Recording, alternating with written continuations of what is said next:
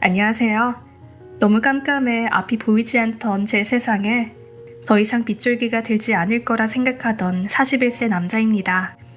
여러분들은 세상을 살면서 가장 값지고 소중한 게 뭐라고 생각하시나요? 가족?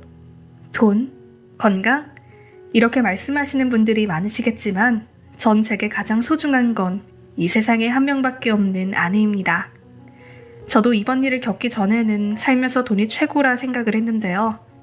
하지만 돈이 아무리 많다고 해도 내 소중한 사람이 없다면 돈은 아무 의미가 없다는 걸 알게 되었네요. 제 사연을 들으시면 제 아내가 불쌍하다고 눈물을 흘리는 분들도 많으실 것 같네요. 제 사연 들으시고 가장 가까운 사람, 특히 내 옆에 항상 든든히 지켜주는 배우자에게 고마움을 느꼈으면 하는 마음에 사연을 보내게 되었습니다. 저는 어릴 적부터 가난했고 공부도 특출나게 잘하지도 흥미를 가지고 있지도 않았습니다. 별다른 재능도 없었고요. 부모님은 일찍 돌아가셔서 혼자서 대학 등록금을 낼 돈은 없었습니다. 학자금 대출을 받아도 갚지 못할 게 뻔했고 공부를 잘해서 장학금을 받을 자신은 더더욱 없었기에 대학 진학은 포기하고 바로 군대를 갔습니다. 제대 후 여기저기 아르바이트를 전전하던 저는 31살이 되던 해 운 좋게 친구 삼촌네 회사에 입사하게 되었어요. 회사는 저희 집과 왕복 3시간 거리였지만 자취를 하기엔 돈이 부족했고 결국 지옥의 통근을 하며 다녔죠. 어느 날 여느 때와 같이 사람이 꽉 찬 퇴근길 지하철 안에서 유난히 눈이 가는 한 여성을 보았습니다. 손잡이를 잡고 있었지만 신은 구두가 많이 불편했는지 위태롭게 서 있었고 혹여나 넘어질까 조마조만 가슴을 진정시키고 그저 바라보기만 했죠. 제대로 서 있지 못하고 구부정한 자세로 인상을 찌푸리던 그녀는 지하철 문이 열리고 많은 사람들이 파도처럼 쏟아져 내리자 인파에 부딪혀 결국 풀썩 주저앉았습니다. 사람들에게 차이거나 밀쳐질까 걱정이 되어 그녀를 일으켜 세워줬습니다. 그녀는 창피한지 고개를 들지 못하면서도 고맙다며 멋쩍은 웃음을 지어주더군요. 그런 모습이 너무 안쓰러웠던 저는 종이 가방에 넣어두었던 사무실용 슬리퍼를 꺼내 그녀에게 건넸습니다. 저기 구두가 많이 불편하신 것 같은데 이거라도 신고 계실래요? 좀 더러워 보이지만 그렇게 더럽진 않아요. 고마워요. 새 구두인데 발이 부어서 너무 아팠어요. 슬리퍼 감사해요. 내리기 전에는 돌려드릴게요. 그렇게 그녀가 내리역에 도착할 때까지 우리는 사람으로 꽉 찬 퇴근길 지하철 안에서 소곤소곤 수다를 떨었고 그날의 퇴근길은 제게 너무나 특별한 날이 되었습니다. 그녀가 지하철에서 내리고 그녀가 슬리퍼를 돌려줄 때 왜 내 연락처를 건네지 않았는지 스스로가 너무 바보 같아 헛웃음마저 나왔죠. 그렇게 가슴 설레는 경험은 끝나는 듯 했습니다. 그리고 며칠 후 이게 우연인지 인연인지 지하철 3호선에서 또 그녀를 만났고 서로를 알아보고 가볍게 목례를 했어요. 이번만큼은 놓치지 않으리. 저는 용기를 내 그녀에게 제 연락처를 적은 종이를 건네곤 후다닥 지하철에서 내려버렸습니다. 멋진 말이라도 할걸. 이 바보 같은 놈. 뒤늦게 저를 자책했지만 이미 엎질러진 물 어쩌겠어요. 연락이 오기를 기다려야죠. 하루 종일 업무는 눈에 들어오지도 않아 멍하니 자리에 앉아만 있자 친구 삼촌이 다가와 제 뒤통수를 치며 야 임마 무슨 일이야? 너답지 않게 왜 이렇게 멍해? 아무것도 아니에요. 아무것도 아니긴 뭐가 아니야. 얼굴이 완전 바짝 말린 미역 같구만. 친구 삼촌은 중얼거리며 자리를 떠났고 저는 양뺨을 세게 치며 그래 포기하자. 나 같은 놈 뭐가 좋다고 연락을 주겠어. 자포자기 심정으로 업무를 마쳤습니다. 근데 이 무슨 운명의 장난일까요? 아니면 제가 너무나 간절히 바래서 환상을 보는 걸까요? 혹은 그녀가 저를 기다린 걸까요? 첫 만남 때 스치듯 이야기했던 제 회사 앞 지하철역을 그녀가 기억해줬는지 지하철역 앞에서 그녀가 저를 기다리고 있었습니다. 멀찍이 떨어져서 멍하니 바라만 보니 그녀가 쑥스럽다는 듯 웃으며 말했습니다. 연락처 잘못 적어주신 것 같아요. 없는 번호라고 나오던데요. 그래서 연락처 다시 받으려고 왔어요. 이 바보 같은 놈. 너무 떨려서 제 번호도 제대로 적지 못했나 봅니다. 어떻게 한평생 쓴 번호를 틀릴 수가 있을까요? 그것도 이렇게 중요한 순간에.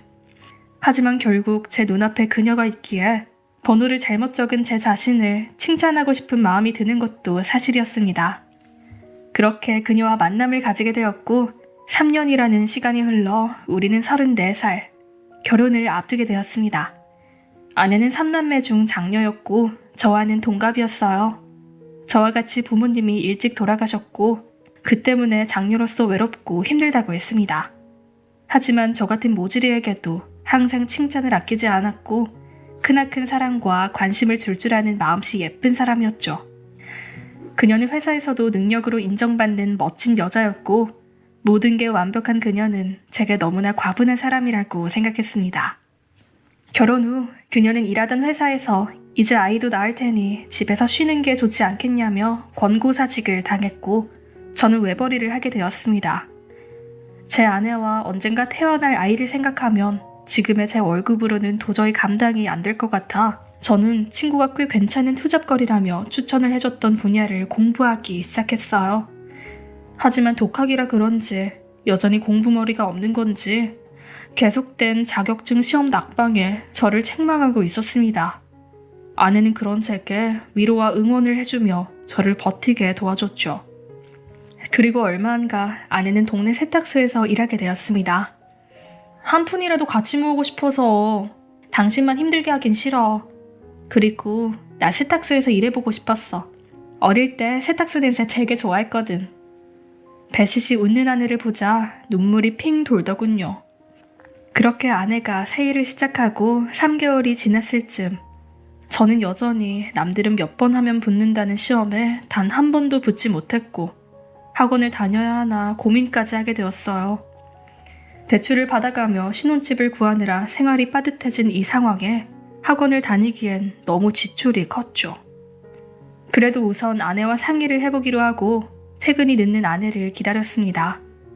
시간이 흘러 밤 11시쯤 아내가 퇴근했고 아내에게 수고했다고 말하려는 찰나 아내가 황급히 화장실로 직행하는 게 아닙니까? 무슨 일이야? 무슨 일 있었어? 아니 아무것도 아니야. 하지만 제가 보기엔 아무것도 아닌 건 절대 아니었기에 화장실 문을 열었습니다. 아내는 세면대에서 손을 씻고 있었고 옆에는 약상자를 꺼내둔 상태였죠. 너무 놀라 아내에게 어디 다쳤어? 라고 묻자 아무 말 없이 손을 보여주는데 아내의 손등이 화상을 입어 새빨갛게 부풀어 올라와 있었습니다. 꽤나 큰 면적의 화상이었고 진물이나 척 봐도 고통스러울 듯 했죠. 이거 왜 이래? 이게 아무것도 아닌 일이야? 당장 병원 가자. 그냥 다림질 하다가 좀 데웠어. 괜찮다니까. 이거 이대로 두면 아프고 감염되고 흉지니까 그냥 병원 가자. 응? 알겠어. 대신에 세탁소 관두라고는 하지 마. 알겠지? 나 이제 일할 수 있는 데도 없어. 아내의 말에 머리통을 방망이로 맞은 듯이 댕 하고 울렸습니다. 눈물이 나더군요.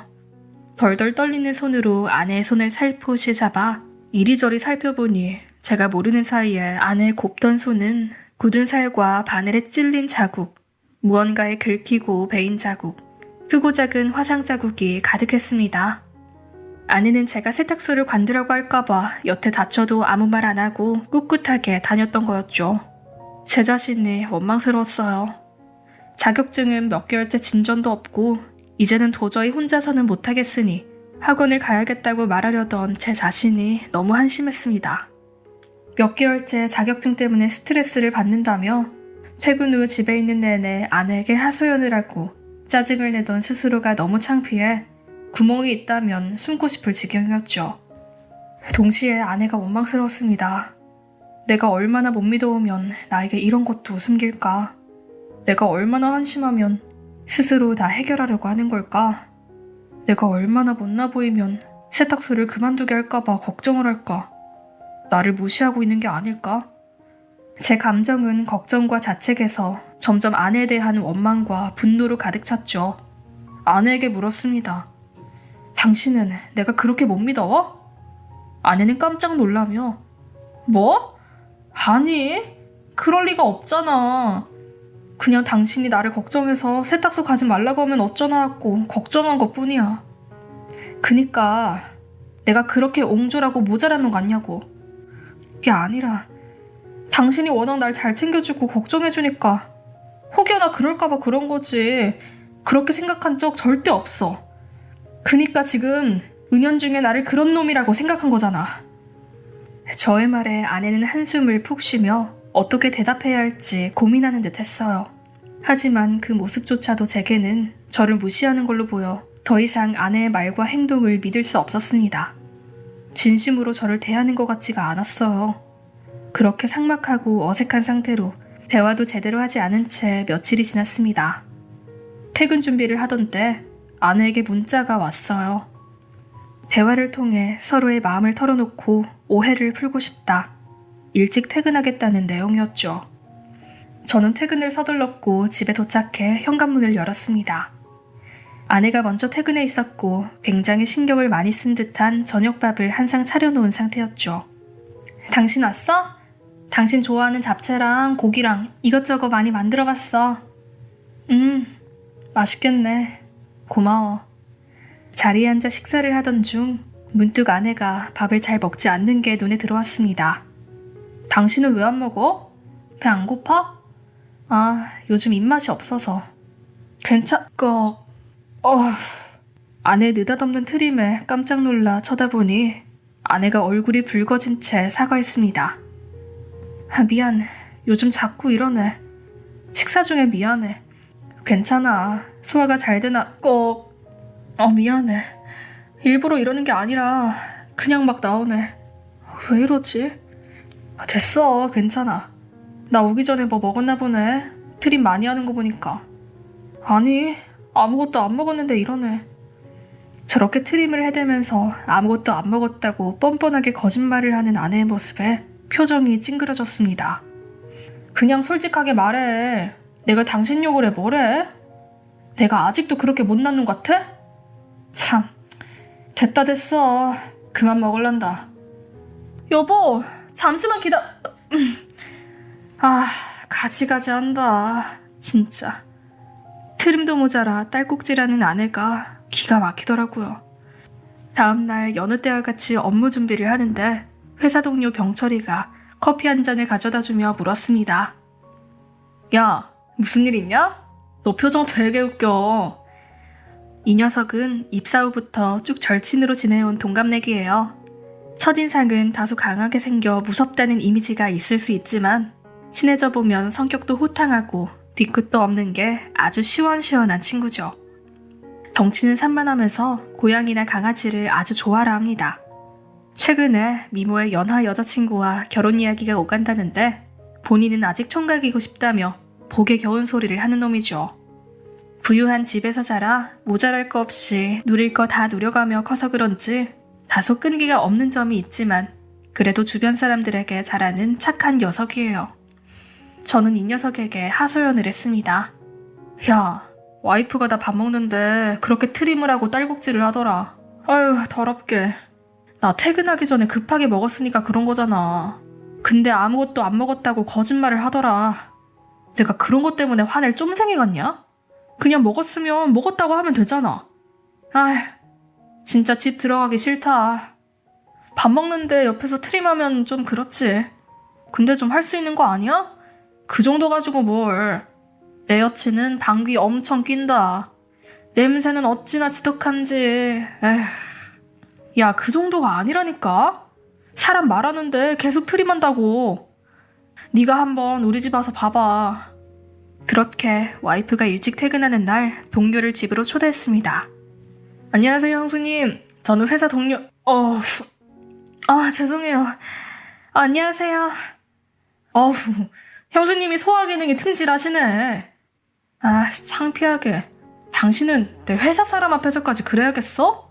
조심 좀 해. 회사 사람 앞에서까지 어김없이 트림을 하는 아내가 짜증났습니다. 적어도 회사 사람 앞에서는 자제할 거라 생각했던 제가 바보였죠. 일부러 저를 창피 주기 위해 저러는 게 틀림없었어요. 형수님, 이거 과일. 제가 깎아드릴게요. 트림에 이어 딸꾹질까지 하는 아내를 보곤 회사 동료는 신기하다며 눈이 동그래졌습니다. 형수님은 원래 자주 트림이나 딸꾹질 하셨어요? 병철이가 그저 순수하게 궁금하다는 듯이 아내에게 돌직구로 물었고, 아내는 얼굴이 새빨개지며 개미 기어가는 듯한 작은 목소리로 원래는 아니랬는데 형수 오늘 뭐 먹고 체한 거 아니에요? 병철이의 말에 저는 코웃음을 치며 말했죠. 야, 저러는 거 꽤 오래됐어. 일부러 저러는 거라니까. 제 말에 병철이는 갸우뚱하더니 이내 과일을 먹기 시작했습니다. 확실히 저번보다 딸꾹질과 트림의 빈도수가 잦아졌고, 아니, 더 자주 딸꾹질과 트림을 번갈아가며 하는 아내가 창피했어요. 병철이가 집에 돌아가고 나서도 트림과 딸꾹질은 계속됐습니다. 결국 퇴근 후 집에서는 귀마개를 끼게 되었고, 자연스레 아내와는 대화를 하지 않게 되었죠. 그냥 같은 공간을 사용할 뿐 부부가 아닌 것처럼요. 솔직히 말하자면 함께 생활하는 것 자체가 너무 힘들었어요. 밥 먹을 때, TV 볼 때, 통화할 때, 지인이 놀러왔을 때 등 시도 때도 없이 트림과 딸꾹질을 했으니까요. 특히 자기 전에 트림과 딸꾹질을 하는 게 너무 시끄럽고 짜증이 나 각방을 쓴 지 벌써 몇 개월이나 지났습니다. 참다 아내에게 화를 냈습니다. 당신 딸꾹질이랑 트림 좀 적당히 할 순 없어? 당신 때문에 진짜 스트레스 받아. 퇴근하고 집에서 시도 때도 없이 1분마다 트림에 딸꾹질해. 쉬라는 거야? 말라는 거야? 나한테 지금 시위하느라 일부러 그러는 거야? 이에 아내는 아무 말 없이 딸꾹질만 계속 할 뿐이었죠. 어느 날은 아내가 세탁소가 일찍 마쳤는지 이미 집에 와 있었습니다. 묘하게 표정이 어두웠고 그저 의자에 앉아있기만 할 뿐 아무것도 하지 않고 멍하니 있었죠. 또 세탁소에서 실수했겠거니 대수롭지 않게 여기며 며칠 후 우리 집에 회사 동료 병철이와 병철이 여자친구가 놀러와도 되냐고 물었고, 아내는 알겠다고 괜찮다고 했습니다. 병철이 커플이 오기 전 저는 아내에게 신신당부를 했어요. 당신 트림이나 딸꾹질 최대한 참고 도저히 못 참겠으면 방에 들어가서 해. 라고요.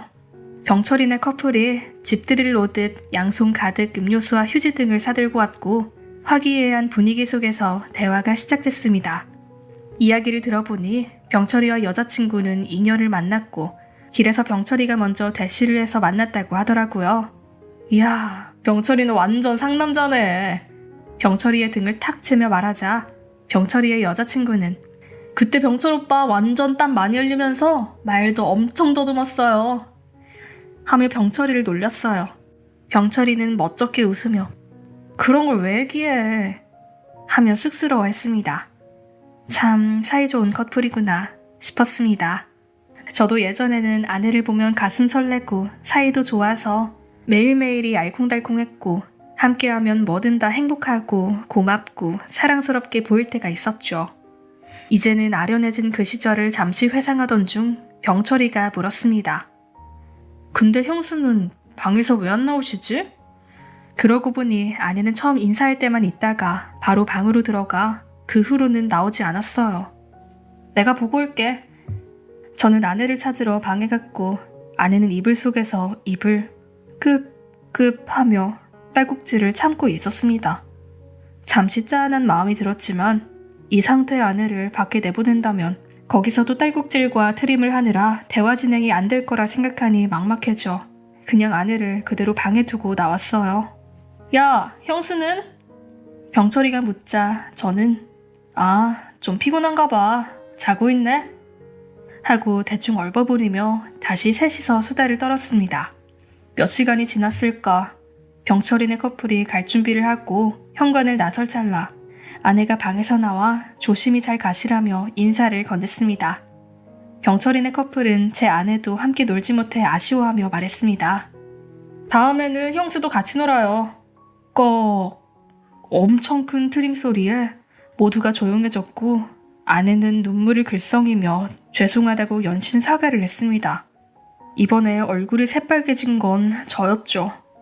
병철이네 커플은 괜찮다며 웃으며 돌아갔지만 저는 너무나 창피하더군요. 얼굴이 너무나 화끈거려 온몸의 피가 얼굴로 다 향한 듯 했습니다. 얼굴이 터질 것처럼 창피했고 아내가 미웠습니다. 더럽게 사람 면전에 대고 트림한 것도 너무 싫었고 굳이 인사를 하겠다고 나와서는 결국 꼭 트림을 해버린 것도요. 넌덜머리가 났어요. 결혼 생활 유지도 힘들고 부부 생활이랄 것도 없이 삭막한 생활에 이제는 나를 배려해주지 않는다 생각하니 더 이상 이 결혼을 이어나가고 싶지가 않았습니다. 이어나가야 할 이유가 없었어요. 서로에 대한 사랑도 느껴지지 않는 이 생활은 그 아무도 행복하게 해줄 수 없을 테니까요. 그렇게 저는 혼자 이혼을 결심하게 되었습니다. 회사에서도 시간이 날 때마다 이혼 방법, 이혼 절차 등을 검색하고 집에 와서도 아내와 말 한마디 나누지 않았습니다. 출근 전 아직 아내가 자고 있을 때 이혼 서류에 찍을 제 도장을 찾으려 집안 서랍을 여기저기 뒤졌습니다.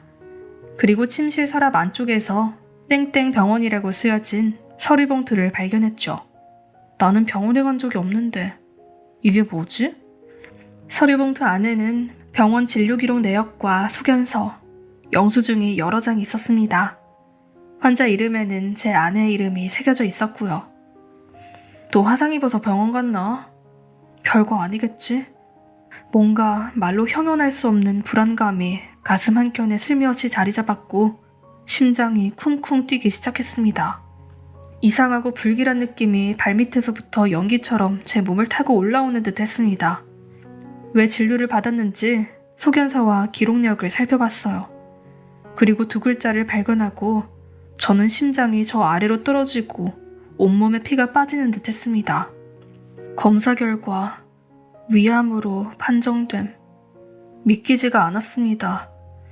다시 천천히 읽으려 해도 심장이 뛰어서 천천히 읽는 건지 그냥 눈으로 보고만 있는 건지 분간이 안 됐습니다. 한참 동안 종이를 붙잡고 멍하니 앉아 있었어요. 아내가 세탁소에 출근하기 위해 일어나자 저는 아내에게 그 종이를 들고 달려가 물었습니다. 대체 이게 뭐냐고, 무슨 소리냐고. 아내는 잠시 놀라더니 눈물을 흘리며 어렵게 말을 꺼내더군요. 그래, 맞아. 위암 3기라고 말하고 싶어도 말하지 못했어. 당신이 날 상대도 안 해주고 사랑하지 않는다는 걸 아니까. 암 걸렸다고 하면 그대로 당신이 떠나버릴까 봐서 그래서 말을 못했다고. 그리고 암보험도 제때 돈을 못 내서 보험 들어놓은 게 해지돼서 나 혼자 끙끙 앓을 수밖에 없었어. 수술에 항암 치료에 입원해. 병원비 많이 들잖아. 어차피 치료해도 늦었을 거야. 덤덤하게 말하는 아내를 보니 눈물이 쏟아졌습니다. 여태 아내가 딸꾹질하고 트림하는 게 아내의 몸이 죽어가고 있다는 징조였음을 왜 나는 몰랐을까? 왜 나는 아내를 더럽다고 생각했을까? 왜 나는 배려해주지 않는다고 생각했을까? 최근 아내의 힘없는 모습, 허공을 바라보다가 고개를 푹 숙이다가 이내 깊은 한숨을 쉬던 모습, 보험 얘기를 하며 누군가와 통화하는 듯 했던 모습, 갑자기 모든 게 다 떠오르고 맞아떨어지며 가슴이 찢어지는 듯 했습니다. 너무나 후회됐습니다. 결혼 이후에 제게 좋은 소리 하나 듣지도 못했던 아내. 아파도 아프다고 말하지 못할 정도로 궁지로 몰아간 건 저였어요. 행복한 결혼 생활에 뭐 하나 보태준 것 없는 저는 죄인이었습니다. 남편이라고 하지도 못할 놈이었죠. 여태 모든 저의 행동과 말이 아내의 가슴에 비수가 되어 꽂혔을 걸 생각하니 제가 너무 미웠습니다. 얼마나 아팠을까? 얼마나 힘들었을까? 얼마나 외로웠을까? 이런 걸 혼자서 어떻게 견뎌내려 했을까? 바닥에 주저앉아 오열하는 저를 안아주며 아내는 당장 말하기가 어려워 조금 더 있다가 말하려고 했다고 합니다. 우리 대출금은 자기 보험금으로 내면 된다고 말합니다. 그게 무슨 돈인데? 너 사망보험금? 아니야. 나는 너 살릴 거야. 지금 당장 병원 가자. 아내 손을 무작정 끌고 병원에 갔습니다. 병원 측에서는 위 절제 수술 후 항암 치료를 해야 한다고 했고 전이가 많이 된 상태라 다소 힘들 수 있다고 하더군요. 그렇게 아내의 수술 날짜가 잡혔고 저는 회사에 휴가를 냈습니다.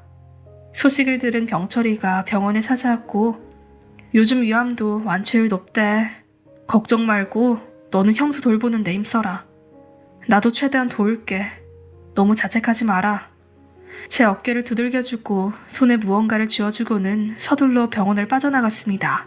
제 손에 쥐어진 건 두툼한 동봉투였어요. 서둘러 병철이를 뒤쫓아갔지만 이미 사라지고 없어 병철이에게 전화를 걸었습니다. 이거 뭐야? 왜 이렇게까지 해주냐? 이 돈이 얼마나 큰 돈인데 겁도 없이 덥석 빌려줘. 너도 이제 곧 결혼해야 될 거 아니야. 너 결혼식은 어쩌려고 이걸 나한테 줘. 병철아, 이러지 마라. 울먹이며 말하는 제게 병철이는 평소와 같이 시원시원한 목소리로 말했습니다. 야, 벌 울어 임마. 여자친구랑 상의해서 주는 돈이니까 걱정하지 마. 우린 결혼 좀 미뤄진다고 큰일 안 나. 일단 형수부터 살리고 봐야 될 거 아니냐? 내가 옆에서 너 많이 도와줄게. 그러니까 형수 다 나으면 그땐 넷이서 재밌게 놀자. 저는 무슨 복을 받은 걸까요? 이 못난 놈에게 이렇게 좋은 사람들이 있음에 너무나도 감사했습니다. 병철이의 말에 대답도 못할 정도로 눈물이 나고 목이 메어 그저 듣고만 있었어요. 앞으로 제가 할 일은 아내를 보살피는 것에 집중할 차례죠. 아내의 본격적인 치료에 들어간 지 얼마나 됐을까? 드디어 조금씩 호전되고 있다는 소식을 들었습니다. 셀 수 없이 수많은 밤을 지새며 잠든 아내의 손을 잡고 기도한 보람이 있던 걸까요? 그 기도를 듣고 아내가 힘을 내주었던 걸까요? 한 치 앞도 보이지 않던 제 세상에 빛이 보였습니다.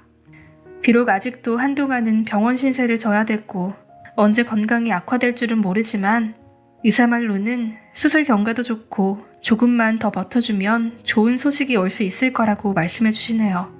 저의 한순간의 잘못한 선택이 저기 누워있는 제 소중한 아내를 잃었을 수도 있다는 생각을 하면 너무 미안해 쉽게 잠을 들지 못합니다. 하지만 견뎌준 아내가 너무도 고마웠어요. 아내는 제 손을 살포시 잡고 정말 고마워. 당신을 만나서 너무 기뻐. 앞으로도 우리 행복하게 잘 살자. 라며 조금 전 잠이 들기 전에 말을 해주더군요. 그 말에 전 되도록 아내 앞에서는 약한 모습 보이지 않으려 눈물을 흘리지 않으려 했지만 그 말 한마디가 제 마음을 울렸고 힘겹게 절 바라보는 작은 눈망울에 눈물을 도저히 참을 수가 없었습니다. 지금 생각해보면 아내를 보면 제 인생 중 한 치 앞도 보이지 않던 제 세상은 33살의 그날, 그녀가 제 인생에 들어왔던 그날부터 너무도 빛나는 나날이었다는 걸요. 그저 제가 눈을 감고 있었던 것임을요. 저는 앞으로 아내에게 떳떳한 남편이 되도록 최선을 다할 생각입니다. 아내가 저를 믿고 사랑해준 만큼의 발톱만큼도 미치진 못하겠지만요. 앞으로 평생 감사하며 반성하고 열심히 살겠습니다. 이 사연을 들으시는 여러분들께서도 밝고 따뜻한 앞날이 열리길 바랍니다.